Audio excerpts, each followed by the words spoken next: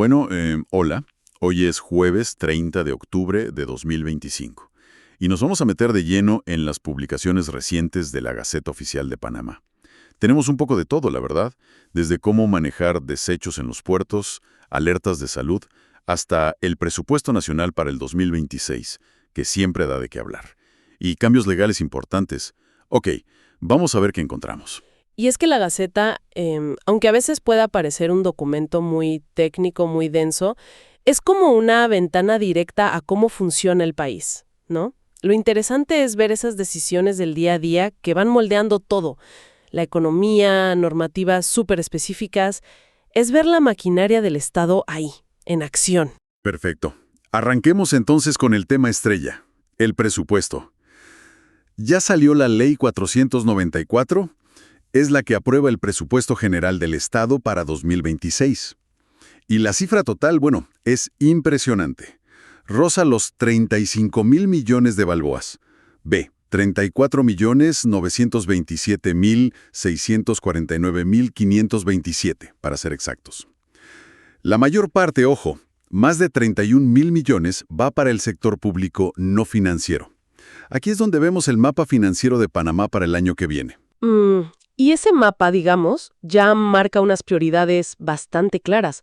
Fíjate, el desarrollo de servicios sociales sigue siendo el área con mayor inversión. Casi el 40% del total. Son unos 13,7 mil millones de balboas. Y eso, bueno, se traduce en asignaciones fuertes para entidades clave. El Meduca, por ejemplo, educación, con unos B, 4,6 mil millones. El MINSA, salud, con B, 3,7 mil millones. O la Caja de Seguro Social, la CSS, que va a manejar B, 8,2 mil millones. Son cifras que te dicen dónde se está poniendo el foco principal del gasto, ¿no? Claro, y para gastar todo eso, primero hay que tener los ingresos. ¿De dónde se espera que venga el dinero? Las proyecciones se apoyan fuerte en los impuestos, ¿verdad? Principalmente, sí. Ingresos tributarios, cerca de 8,4 mil millones. Ahí tienes el impuesto sobre la renta, el ITBMS, bueno, los habituales. También se cuenta con ingresos no tributarios, unos 3 mil millones más. Y ahí, claro, destaca el aporte del canal. Casi 2,7 mil millones vienen de ahí, de los dividendos. Y finalmente, están los ingresos de capital, que son mayormente crédito, por B, 8,7 mil millones. Entendido. Pero decías que quizás lo más nuevo no son solo las cifras. Exacto. Más allá de los montos, que son enormes, lo que llama la atención este año es el capítulo 6 de esta Ley 494. Son las normas generales de administración presupuestaria para 2026. Si conectamos esto con el panorama general, bueno, estas normas intentan, digamos, darle una vuelta de tuerca a cómo se gestiona el dinero público. Buscan más eficiencia, más control. Se refuerza mucho la idea de presupuestar por resultados. O sea que el gasto no sea solo cumplir una partida, sino que esté ligado a metas concretas, medibles. ¿Y qué tipo de controles específicos se ven ahí? Porque ahí suele estar el detalle, ¿no? La letra pequeña. Planificación con un marco presupuestario de mediano plazo. Se insiste mucho en la sostenibilidad fiscal, cumplir las reglas, vigilar los riesgos, y hay un énfasis fuerte en la transparencia. Por ejemplo, ojo, se exige publicar cada mes los contratos de consultorías. Y además, esas consultorías tendrán un tope, no más del 4% del presupuesto de cada entidad. También se ponen reglas más estrictas para gastos como viáticos o el uso de celulares oficiales, definiendo quién puede tenerlos y limitando los aumentos en esas partidas. O sea, la intención parece ser, bueno, buscan amarrar un poco más el gasto, ¿no? Hacerlo como más predecible, más justificable. Exactamente. Se busca mayor disciplina fiscal, que cada balboa que se gaste tenga un porqué claro y, si se puede, un resultado asociado que se pueda medir. También se definen procedimientos más claros para hacer cambios en el presupuesto. ¿Quién aprueba qué cosa según el monto del cambio? Incluso se reitera algo importante: la vigencia de la escala salarial única y la prohibición general de salarios públicos por encima de los 5,000 balboas al mes, aunque, bueno, siempre hay excepciones muy puntuales para ciertos cargos. Suena un esfuerzo serio por ordenar las cuentas. Pero, a ver, ¿No existe el riesgo de que tanto control termine creando más papeleo? ¿Más burocracia? Ese es el eterno dilema, ¿verdad?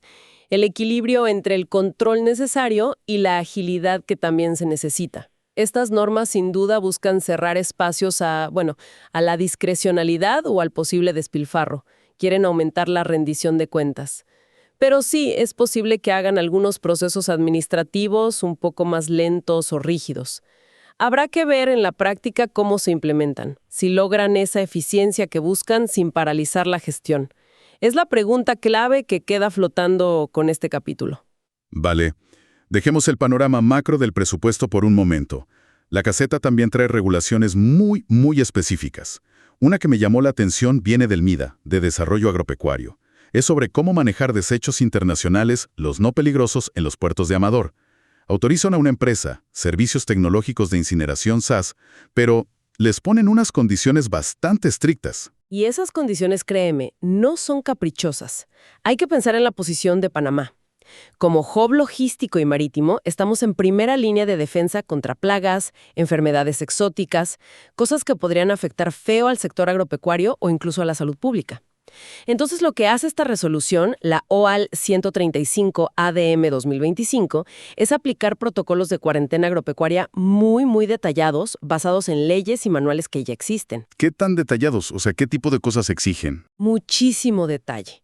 Definen cómo recoger la basura.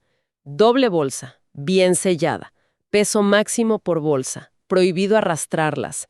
El transporte tiene que ser en vehículos especiales, caja térmica, hermética, identificados claramente, con sistema de comunicación, ruta fija sin desvíos. El tratamiento es obligatorio. Primero fumigar con bromuro de metilo, luego incinerar. No hay opción. Y hasta la limpieza después de recoger la basura está normada. ¿Qué desinfectantes usar? ¿En qué concentración? Todo esto bajo supervisión del MIDA, claro. Y la empresa tiene que tener una póliza de seguro millonaria. Es un blindaje sanitario en toda regla, ¿no? Entendido. Queda claro. Pasando ahora de la bioseguridad en puertos a la seguridad química, pero en productos que usamos todos los días. El MINSA, el Ministerio de Salud, lanzó una alerta importante sobre cosméticos. Así es. Una resolución, la 218, que ordena retirar del mercado inmediatamente y prohíbe vender cosméticos que tengan dos sustancias específicas, TPO y DMPT. Son nombres químicos un poco complicados. Óxido de trimetilbenzoildifenilfosina y dimetiltolilamina. Se usan a veces en geles para uñas como endurecedores o en productos acrílicos como aceleradores. ¿Y por qué la prohibición justo ahora? ¿Se descubrió algo nuevo? Bueno, más bien es una reacción a regulaciones internacionales. La Unión Europea las clasificó recientemente como CMR. Eso significa que son carcinógenas, mutágenas o tóxicas para la reproducción. Y allá las prohibieron en cosméticos desde septiembre. Entonces, el MINSA está actuando rápido para alinear la normativa local y proteger a los consumidores aquí. Obliga a las empresas a sacar esos productos de las tiendas y, claro, a reformularlos si quieren seguir vendiendo algo parecido. Es una medida preventiva importante. También hubo noticias de aduanas, ¿cierto? Algo relacionado con los envíos por courier. Sí. La Autoridad Nacional de Aduanas dio más tiempo. Extendió por 3 meses el plazo para que entre en vigor una resolución anterior, la 049 de 2025. Esa resolución lo que busca es unificar los requisitos para los envíos tipo courier y controlar mejor las mercancías que entran al país sin pagar impuestos. ¿Y por qué les dieron más tiempo? ¿Alguna razón en particular? Parece que es una cuestión práctica. Más que nada, los operadores logísticos, los agentes de aduanas, pidieron más tiempo. Necesitan hacer ajustes tecnológicos, de infraestructura, para poder cumplir con la nueva norma. Es un buen ejemplo de cómo a veces implementar una regulación choca con la realidad y necesita tiempo y recursos para adaptarse. Y en la caja de Seguro Social, un cambio que a primera vista parece pequeño, un detalle técnico, pero que puede ser importante para los pacientes. Correcto. Modificaron cómo se describe un medicamento en su lista oficial. Es la medroxiprogesterona inyectable. Antes decía solución y ahora permite solución o suspensión. Puede sonar muy técnico, pero en la práctica amplía las opciones de compra para las CCS. Al poder comprar cualquiera de las dos formas farmacéuticas, se reduce el riesgo de que falte el medicamento, que no haya desabastecimiento de este tratamiento que es básico para muchas personas. Fue una recomendación técnica interna justamente para asegurar el acceso. Claro, para asegurar el acceso. Cerremos este bloque con algo que sí que afecta directamente el bolsillo de la gente: los precios de los combustibles. Sí, la Secretaría Nacional de Energía publicó los precios máximos nuevos. Rigen desde mañana, 31 de octubre, hasta el 14 de noviembre. Esto es para las gasolinas de 95 y 91 octanos y también para el diésel bajo en azufre. Por dar una referencia, en Ciudad de Panamá, la gasolina de 95 no podrá pasar de 0.848 balboas el litro. Como siempre, estos precios varían un poquito según la región del país. Y esto sigue siendo parte de esa regulación temporal de precios que se puso hace unos meses, ¿verdad? Exactamente. Responde a aquel decreto ejecutivo que fijó un control de precios por 6 meses, que además son prorrogables. Y estos precios se ajustan cada 15 días. Se basan en los costos de importación, otros factores locales. Es una medida que busca dar cierta estabilidad, pero bueno, su efectividad y cuánto tiempo debe durar siempre genera debate. Ahora, cambiemos un poco el enfoque. Vamos a actualizaciones legales que tienen un impacto social muy directo. Hay una ley nueva importante, la 492, que modifica nada menos que el Código Civil. Sí, y es un cambio realmente significativo. Más allá de lo legal, tiene un peso simbólico enorme. Esta ley lo que hace es eliminar del Código Civil términos que hoy consideramos peyorativos, discriminatorios, para referirse a personas con discapacidad. Por ejemplo, donde antes se usaba la palabra dementes, bueno, ahora se reemplaza por personas con discapacidad psicosocial o mental absoluta. O donde decía sordomudos que no saben leer ni escribir, que suena terrible hoy en día. Ahora se usará una descripción más respetuosa: personas con discapacidad auditiva total que no hablan. Es un cambio de palabras, pero el mensaje de fondo es mucho más profundo, ¿no? Totalmente. Se trata de adecuar el lenguaje de una ley tan fundamental como el Código Civil a los estándares actuales de derechos humanos, a la no discriminación. Es un reconocimiento de la dignidad de todas las personas y busca eliminar estigmas desde el propio texto de la ley. Es un paso simbólico, sí, pero esencial para construir una sociedad más inclusiva. Muy importante ese cambio. También se modificó la ley de la Autoridad de Pasaportes. Es la ley 493. ¿Qué cambia ahí exactamente? El ajuste principal tiene que ver con los pasaportes especiales, los que se otorgan a ciertas categorías de extranjeros que residen en Panamá. Específicamente, actualiza la norma para 2 grupos: los llamados rentistas retirados, que son básicamente jubilados extranjeros con ingresos propios garantizados, y los inversionistas calificados, que son los que cumplen ciertos requisitos de inversión bajo programas específicos del gobierno. El cambio también aplica a los dependientes de estas personas. ¿Y esto significa que ahora es más fácil que obtengan esos pasaportes y cambia su estatus legal? No necesariamente más fácil, parece más bien un ajuste técnico para asegurar que la ley de pasaportes esté alineada con las categorías migratorias que existen ahora, sobre todo con aquellas políticas que buscan atraer inversión o residencia de personas con cierto perfil económico. La ley es muy clara en algo: estos pasaportes especiales no dan la nacionalidad panameña, y su validez siempre va a depender del permiso de residencia que tenga la persona. Además, le da 6 meses al Ejecutivo para que reglamente bien los detalles. Vale. Ya para ir cerrando, vimos también algunas decisiones administrativas y avisos varios. Por ejemplo, un acuerdo del municipio de Hualaca. Sí, un acuerdo que es de 2020, pero se publicó ahora. Modificaba su presupuesto de ese año. Lo curioso es que usaron saldos de impuestos de años anteriores para cubrir gastos operativos. Y eso se pudo hacer excepcionalmente gracias a una ley, la 1555 de 2020, que se aprobó justo para dar flexibilidad a los municipios durante la emergencia por la COVID-19. Es un ejemplo de cómo las crisis a veces obligan a adaptar las reglas fiscales, aunque sea temporalmente. Y un movimiento que me pareció interesante en el ámbito internacional. Panamá reconoció oficialmente al Fondo Verde para el Clima. Correcto. El Ministerio de Relaciones Exteriores sacó una resolución ejecutiva. Reconoce al FBC, el Fondo Verde para el Clima, como un organismo internacional con sede en Panamá. Y esto, ojo, no es casualidad. Tiene una motivación estratégica clarísima. Quiere facilitar la candidatura de Panamá para ser la sede de la oficina regional de este fondo, para toda América Latina y el Caribe.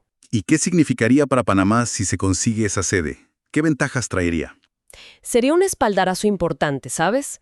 Para toda la agenda climática del país.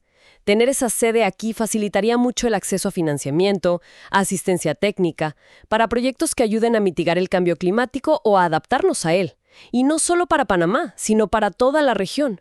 Nos posicionaría como un actor relevante en este tema tan crucial. También hay movimientos internos, más administrativos, como designaciones temporales en el INADE, el Instituto de Formación Profesional. Sí, un par de decretos que nombran a la subdirectora como directora encargada mientras la titular está en misiones oficiales fuera del país. Son procedimientos bastante estándar, digamos. Administrativos, rutinarios, para que las instituciones sigan funcionando sin problemas. Y finalmente, los recordatorios cívicos. Ya estamos cerca de noviembre y sus fechas importantes. Exacto. El Ministerio de Gobierno emitió los decretos para las conmemoraciones que vienen. El 2 de noviembre, que es el Día de los Difuntos, se ordena izar la bandera a media asta, en señal de duelo y respeto. Y el 4 de noviembre, Día de los Símbolos de la Nación, es feriado nacional. Cierran las oficinas públicas, nacionales y municipales. Salvo, claro, los servicios esenciales que no pueden parar. Salud, seguridad, transporte, servicios básicos, aduanas. Lo de siempre. Son fechas para recordar la historia, honrar nuestros símbolos patrios. Bien, creo que hicimos un recorrido bastante completo por estas gacetas recientes.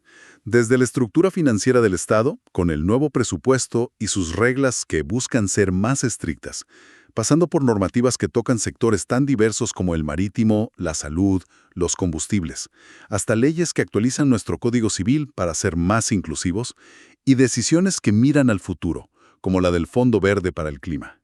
Entonces, ¿con qué idea principal nos quedamos de todo esto? Yo creo que lo principal es ver cómo estos documentos, que sí pueden parecer fríos, muy técnicos, en realidad son el pulso de la administración pública día a día. Reflejan ese intento constante por ordenar, por regular, por controlar cómo se usan los recursos y por responder a demandas súper diversas que vienen de la sociedad, de la economía, del ambiente. Muestran lo complejo que es gobernar hoy en día y cómo decisiones que parecen no tener nada que ver en realidad están interconectadas, desde cómo se trata la basura de un barco hasta cómo se escribe un artículo del Código Civil. Todo forma parte del mismo tejido, ¿no? Y para dejar una reflexión final flotando, estas nuevas normas del presupuesto buscan más control, más enfoque en resultados. Si de verdad se aplican a fondo, podrían cambiar la forma en que la ciudadanía percibe y evalúa cómo se gasta el dinero público. ¿Llevará esto a que exijamos más transparencia sobre el impacto real de las inversiones que hace el Estado? Es algo sobre lo que, creo, vale la pena pensar.